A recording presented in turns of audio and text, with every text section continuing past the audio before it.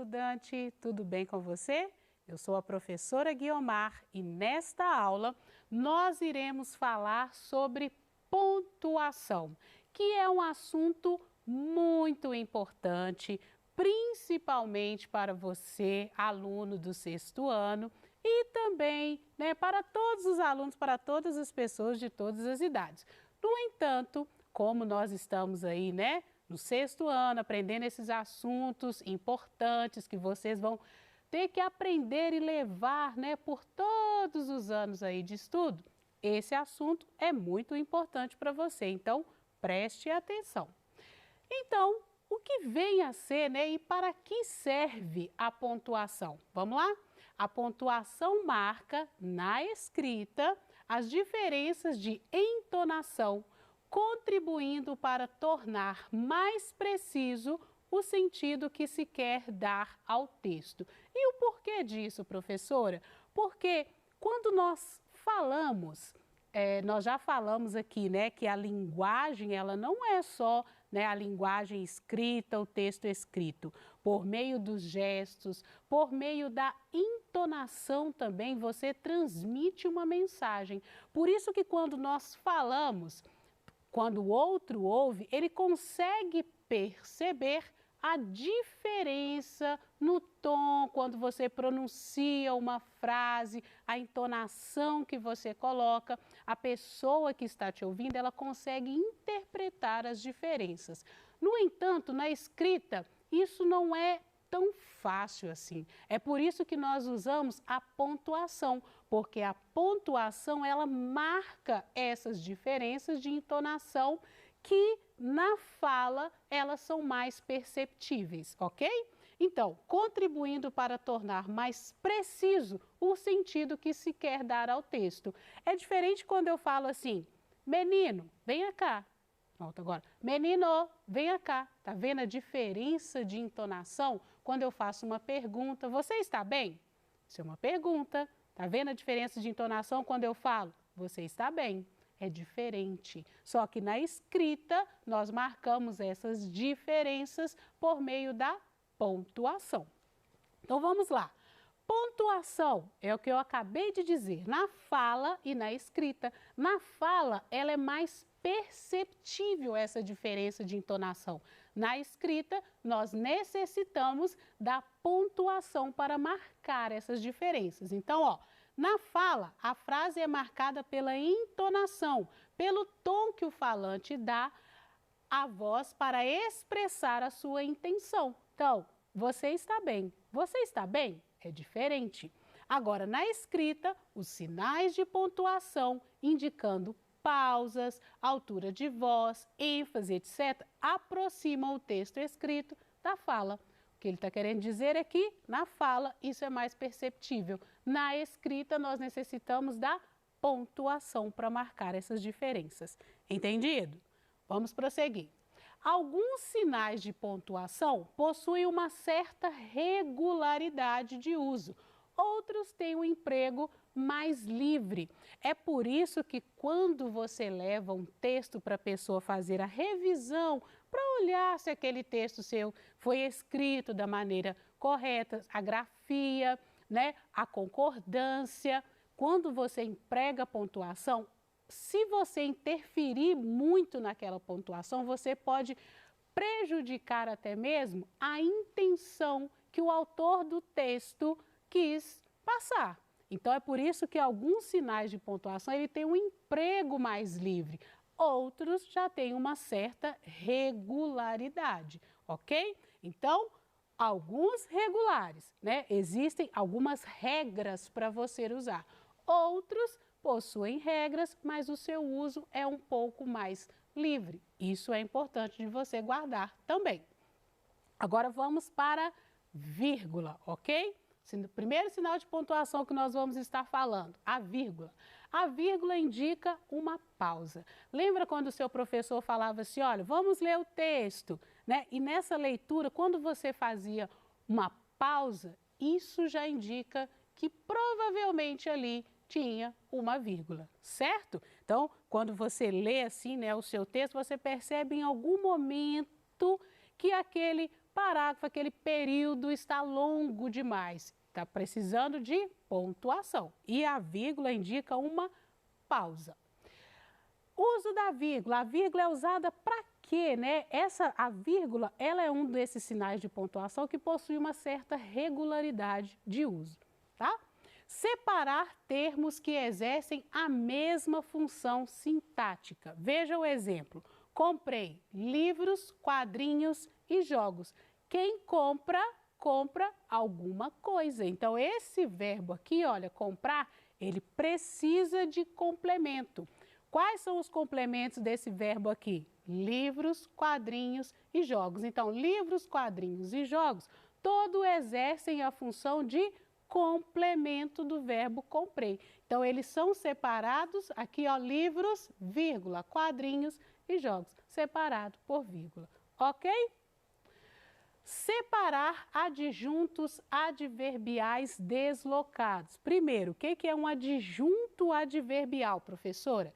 É o termo que modifica o verbo, o adjetivo e o próprio advérbio. Tem o valor de advérbio, né? Adjunto adverbial tem o valor de um advérbio, indica uma circunstância, tempo, lugar, modo, intensidade, ok? Então, os adjuntos adverbiais vão ter o mesmo valor de advérbio. Vamos ao exemplo aqui, ó. Primeiro, vamos recapitular. Conversamos sobre o passeio por toda manhã. Eu já disse em alguma das nossas aulas que no português as frases elas seguem essa regra aqui, olha. A frase ela é composta pelo sujeito, o verbo e o complemento. Nessa frase, nós conversamos sobre o passeio. O nós aqui ele está oculto, mas você sabe que pela desinência do verbo, pelo verbo, só pode ser o sujeito nós. Então, nós conversamos. Quem conversa, conversa sobre alguma coisa, ou a respeito de alguma coisa, sobre o passeio. Então, nós temos o verbo aqui e o complemento. O advérbio, ele é visto como um acessório, ele não é obrigado a estar ali, né, na frase. Então, ó, por toda manhã, isso aqui indica tempo. Então, ele está aqui no lugarzinho, se nós formos perceber a ordem da frase no português, está no lugar certinho. Agora, se eu inverter, se eu deslocar, se eu trocar esse verbo de lugar, eu já tenho que empregar a vírgula, porque não segue a ordem direta. Por exemplo, por toda manhã, vírgula, conversamos sobre o passeio. Entendeu? Então, sempre quando você deslocar o advérbio, o adjunto adverbial na frase, você precisa colocar a vírgula. Isolar o aposto. O que vem a ser o aposto, professora? É um termo que explica ou especifica um nome de valor substantivo ou pronominal. Vamos lá. Marcelo, meu vizinho, é cantor de rock. Eu quero explicar quem que é esse Marcelo. É qualquer Marcelo? Não, é o Marcelo, meu vizinho. Poderia ser qualquer outro Marcelo, mas como você quer especificar quem que é, você coloca aqui entre vírgulas. Marcelo, meu vizinho, é cantor de rock. Ok? Isolar o vocativo. Vocativo é o termo que serve para chamar, invocar ou interpelar. Eu brinco com os meus alunos. Vocativo é só você lembrar de voz. Você chama, invoca, interpela. Ok? Então aqui, ó, Ana, venha cá. Ana aqui é o vocativo. Entendido? Isolar expressões explicativas. Quais são elas? Ou seja, isto é, por exemplo. Então vamos aqui ao nosso exemplo. A língua não é estática, ou seja, ela muda. Então aqui, olha, essa expressão explicativa, ou seja, ela precisa vir entre vírgulas. Entendido até aqui? Então vamos prosseguir. Isolar nome de lugar anteposto à data. Então, ó, exemplo, Belo Horizonte, vírgula, vem antes da data, 7 de setembro de 2020. Então, aqui, ó, antes de você colocar a data e depois do nome de lugar, você precisa colocar a vírgula.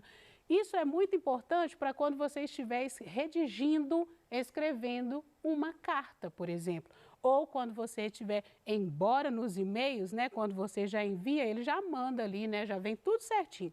A data, tranquilo, mas se você for escrever, você precisa colocar uma vírgula aqui, ok? A vírgula é usada antes de conjunções. O que vem a ser conjunções, professora? Mas, porém, pois, porque, portanto, com exceção do e. Existe uma regra em que você pode colocar vírgula antes do e, mas não é o caso, é uma outra regra específica. Em outro momento das nossas aulas a gente explica, ok? Mas aqui, ó, ele disse que viria, mas não veio. Antes dessa conjunção aqui, você tem que colocar uma vírgula. Entendido? Agora, o travessão é empregado no discurso direto para indicar a mudança de interlocutor. Então, sempre que mudou a pessoa do discurso, você coloca um travessão. Você gostou da crônica? Uma pessoa pergunta, a outra vai responder muito. Então, o travessão é sempre usado aqui antes da fala. Sempre quando você muda também de interlocutor, você coloca o travessão. Eu acredito que essa pontuação, esse ponto aqui, vocês já estão acostumados, né? Porque aluno do 6º ano lê muito, né, textos com discurso direto. Então, esse aqui é mais tranquilo para vocês. É usado para isolar a fala do personagem da fala do narrador. Como assim? Quando existe a fala do personagem, quando você quer separar, diferenciar a fala do narrador e do personagem, você usa também o travessão. Augusto disse, vamos embora? Ligou o carro, mal esperou que todos entrassem e saiu em disparada. Augusto disse, aqui é a fala do personagem, vamos embora. Daqui para cá já é a fala do narrador. Ligou o carro, mal esperou que todos entrassem e saiu em disparada. Muito comum em textos em que se usa o discurso direto e indireto. Ok? Destacar, enfatizar ou isolar palavras ou expressões no interior da frase. Então, quando você quer destacar, enfatizar algo, você coloca o travessão. E é o que a gente chama também de travessão duplo, né? Algumas pessoas diferenciam o travessão simples quando só existe um. Lá, por exemplo, no discurso direto, é um travessão só. Aqui já é a travessão duplo, ó, porque existem dois. Eles, que se achavam muito espertos, foram enganados mais uma vez. Então, como você quer destacar aqui, olha, que eles, de quem você está falando, se achavam muito espertos, né, você quer destacar isso no texto, você coloca o travessão duplo. Entendido? Os dois pontos agora, né, também muito comum, porque, como eu disse, vocês já estão acostumados, né, com textos em que se usa o discurso direto. Então, como tem o travessão, você também tem os dois pontos. São usados para introduzir uma explicação, um esclarecimento, uma citação ou a fala de um personagem. Vejam, João perguntou ao pai, dois pontos. E o travessão, pai, posso jogar bola no quintal? Também, como exemplo, nós temos enumerações ou explicações. Enumeração, como assim, professora? Quando eu quero fazer uma lista. Vamos dar um exemplo aqui bem tranquilo. Quando a sua mãe pede assim, olha, filho, se ela quisesse escrever, por exemplo, né? Ela colocaria assim, filho, vá ao mercado e compre, dois pontos. E ela vai enumerar para você aqui quais são os itens que ela gostaria que você comprasse no supermercado, por exemplo. É um uso de enumerações. Antes da sua mãe colocar os itens a comprar, ela poderia colocar os dois pontos. Entendido até aqui? Então, vamos prosseguir. O ponto de exclamação é empregado no final de frases exclamativas com a finalidade de indicar estados emocionais como espanto, surpresa, dor, alegria e por aí vai. Então, sempre quando você quer transmitir uma emoção, você usa o ponto de exclamação. Ó, você por aqui, olha a diferença de entonação aqui, ó, nesses dois pontos. Ó, você por aqui? Aqui é uma exclamação e aqui é uma interrogação. Perceberam a diferença, então? Então, o ponto, a pontuação, ela é importante por isso. Ela marca essas diferenças no interior do texto, de entonação. O ponto de interrogação, nós acabamos de falar, é usado em frases interrogativas diretas. Então, sempre quando você quer fazer uma pergunta, você vai usar o ponto de interrogação. Você quer que tudo passe logo? É uma pergunta. Olha aí, né? A gente comparando aí a fala e a escrita. Na fala, a entonação. Você quer que tudo passe logo? Imediatamente, se uma pessoa está falando isso, você entende que é uma pergunta. Na fala, como você vai indicar que é uma pergunta? Através do ponto de interrogação. Tranquilo, né? O ponto é usado no final de frases declarativas. Então, sempre quando você está fazendo uma declaração ou uma afirmação, você usa o ponto. A pandemia vai passar. Eu estou fazendo uma declaração. E nós esperamos que passe mesmo e passe logo, não é mesmo?